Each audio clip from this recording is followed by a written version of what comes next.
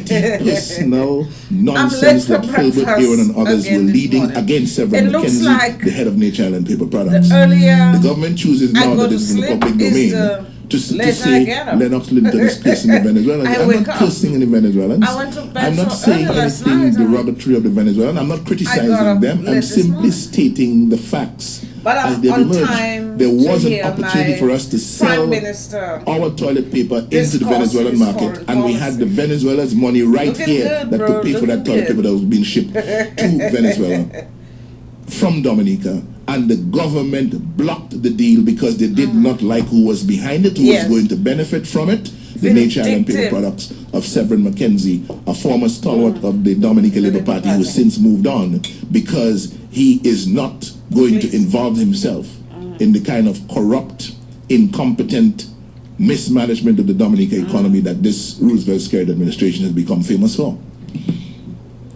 I'll tell you what, Lennox Linton, we have to wrap it up. Thanks, Matt. You can sit and listen to Ambassador Clarkson. Matt, please confirm that you are seeing in front of you right now. Yes. Let me have a closer look. It's too far away. You want to touch it. I want to touch it. And you want to feel it. Yes. And you want to leaf through it. And you can check the number of pages, Matt. You can see how many pages you see in the document in front of you. It looks very professional, Lennox. Professionally done. Yeah, by Dominicans, for Dominicans. For Dominicans. It was done by Dominicans, for Dominicans, in the interest of Dominica. So I'll get a copy tonight. You'll get a copy tonight, Matt. Manifesto 2014. All right. Mrs. Skerrit said he has a copy. He has a copy? He has a copy. But we did not see the copy that Mrs. Skerrit had. So again, the gentleman seems to be obsessed with everything we do, even though he's claiming he is so far ahead in this race. So superior. He is winning all the seats. He has all international friends. His total focus is on us. He has spoken more about our manifesto, which is yet to be released, than he has spoken about his own manifesto. Don't you find that curious? You are the incumbent. You've been prime minister for the past 10 years. You're up against people who you denigrate, you demonize every day because as far as you're concerned, they're useless. But yet, their manifesto, which has not been released, takes more of your time than your own manifesto that you were placed on the public record. You know why, Matt? Mrs. Skerrit is ashamed of all the flip-flops that are in his manifesto. For example, the flip-flop on the rate of growth that this country is capable of from an economic point of view.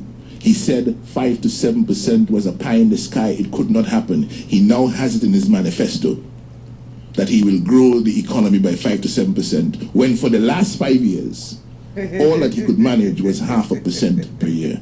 And it gets more interesting. But we head into the finish line, Matt. Things are good. I hope to see you tonight at the launch. What time? 7 o'clock, Portersville, Savannah. All right, we'll see you there. Okay, God bless you, Matt. God bless you, Dominica. Let's listen to former Ambassador Clarkson out of Cuba. Tonight I am going to be on fire. 2004, Paradise. Paradise in 2004. And then around that time too, what we had was, we had 3 students who were imprisoned for participating in drugs in Cuba. And they sent them some 25, 23 and 18 years prison. Now in the interim I was trying to see how I could influence the situation to get them guys back to Dominica. Pierre dies on the 6th. And Mr. Skerrit becomes Prime Minister. Now, you had some people in Dominica at the time saying that we had left them guys in prison and so on and that.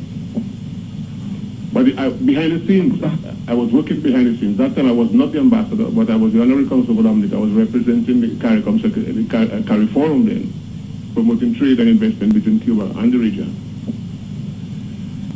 Then Mr. Skerrit calls me, and I told him, look, I would try my best to see, how could I influence the situation where them guys, could have a more lenient sentence. So it occurred to me, what I should do was to arrange a state visit. Now, behind the scenes, I met the foreign minister and I told him really what we were looking for is a pardon. Then Mr. Skerrit comes to Cuba, spoke to Fidel, and a pardon was granted. And that is why you see the guys, they were back in Dominica. But Mr. Skerrit comes here, to Dominica. He has a press conference and makes the Dominican people believe that, he just went up there and told Fidel, but it's not so. The point is a lot of work was done behind the scenes, different petitions and so on. Into that. I had a very interesting encounter with a heroin addict yesterday. No. And he reminded me so really, much of what I want to do is because like they live in an alternate universe. Everything that in terms of they're not in touch with reality. They will lie and lie and lie and I will tell for you their fakes. And then they are 2000, delusional enough to believe that people will be living their lives. The Chinese, the amount of lies that guy told me in a very short time, I say, yes, I scare it on them. Mr. Revere was the foreign minister then. Bro, sorry. Mr. Revere goes you tell me to laugh, but laughing for is some medical me. treatment. He had some back problems. I am laughing and laughing is me. No, election was called for me in 2005. No, prior to I'll try though. Mr. I'll Skerrit try. becoming Prime Minister of Dominica in 2004, that's the 7th of January. Already you had the Petro-Caribbean program taking place. But Pierre died. Also, Pierre had discussions more with relevation. Mr. Chavez, the 60th Chavez, President of Venezuela. How As to can Dominicans the respect extension of Skerrit? the runway at the airport. I don't know, I can't. That was on already. Sorry, I cannot respect only Honorable Prime Minister, no? I know Chavez, what honorable is, and was Skerrit is all nowhere close around to to honorable. Russia, Iran, and concerned with a number of problems internationally. A year had passed. And there was no move on in terms of the airport project. What you had there was that the army would do the earth movement, and also there would be a $10 million for the whole administrative cost and so on. But a year had passed.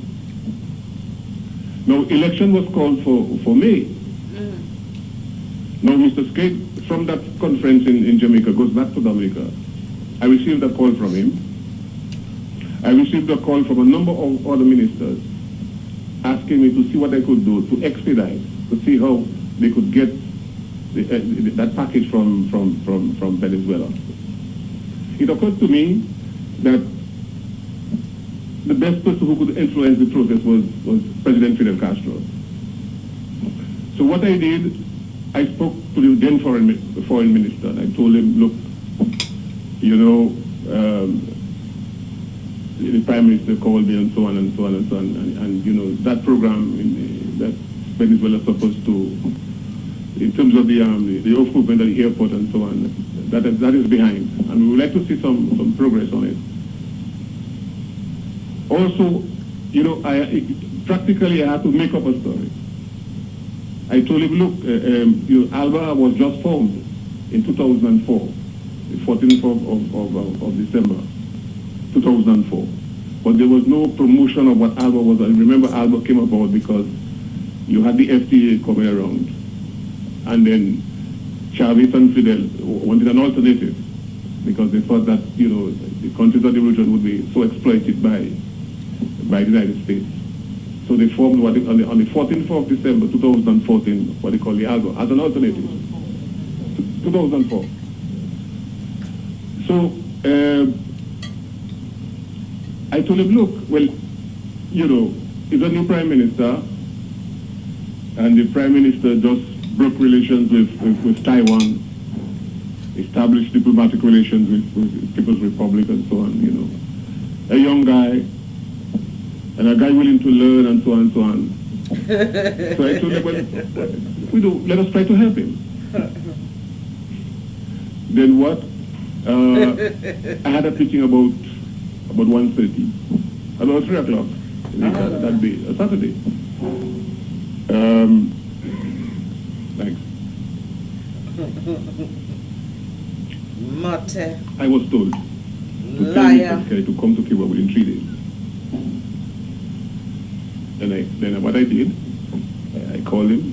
He was supposed to go to an intersessional meeting in Guyana. Again, there they were going to discuss who was going to be the Secretary General of OAS, you know, between Flores and Sousa and so on. I told him, don't go. I said, don't go. Give this thing priority. Come up. But when I spoke to him, the precondition was that we just come in to Cuba, and there the Cubans would make representation on our behalf, that we could go to Venezuela and solve the problem. That of getting the project going and so on. He eventually sent Mr. Charles Savre to Guyana, and he came to Cuba. He arrived in Cuba, but he went from place to place. He ended up arriving in Cuba. And that is where, I can remember, jokingly, I told him, I heard you were like Christopher Columbus. meaning that he was moving from place to place to get to Cuba. That is why from then on you see a plane would come down to Barbados and so on, pick them up and take them because of the problems of getting to Cuba. And there we spent a day and we went to Venezuela the next day. And that is how we got approved the airport project plus the $10 million. Now you hear Mr. Skerrit talking about, that he did that, and that's the truth. And I will take him up on that. You understand? I mean, I cannot go down to all the details right here, but I will take him up on that because what I'm saying, and the Cubans know and the Venezuelans know what I'm saying right now here. It's the truth. And he's giving us the impression and that he's the only guy that can go out there. Because you see, when it comes to that relationship, you need transparency in that. And let me tell you guys that, for example, on the Cuba-Dominica-Alba relations, I can recall in 2007, Mr. Skerrit comes to a Petrocarril summit. And I say, PM, are you willing to go to become a member of ALBA? Can you do it? He watched me in my face. He said, I don't afraid you know.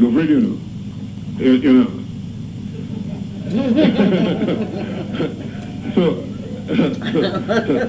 I say, do you know that if you become a member of ALBA, it's a greater political statement that you're making, you will be under pressure, under some pressure from the United States. Can you deal with that? He didn't say anything to me. But I told him, look, if you become a member of ALBA, in terms of collaboration and cooperation, there's going to be much more coming to Dominica. He left. Early January 2008, I'm in the embassy in Havana, and I'm hearing that Dominica is a member of ALBA. What I want to tell you guys is how you could become a member of an international organization and Parliament. You didn't even go to Parliament. You didn't even tell Parliament, but he did that. You understand me? And you see, presently, what they're saying is that the UWP dictator, membership. read my lips, dictator. I think what you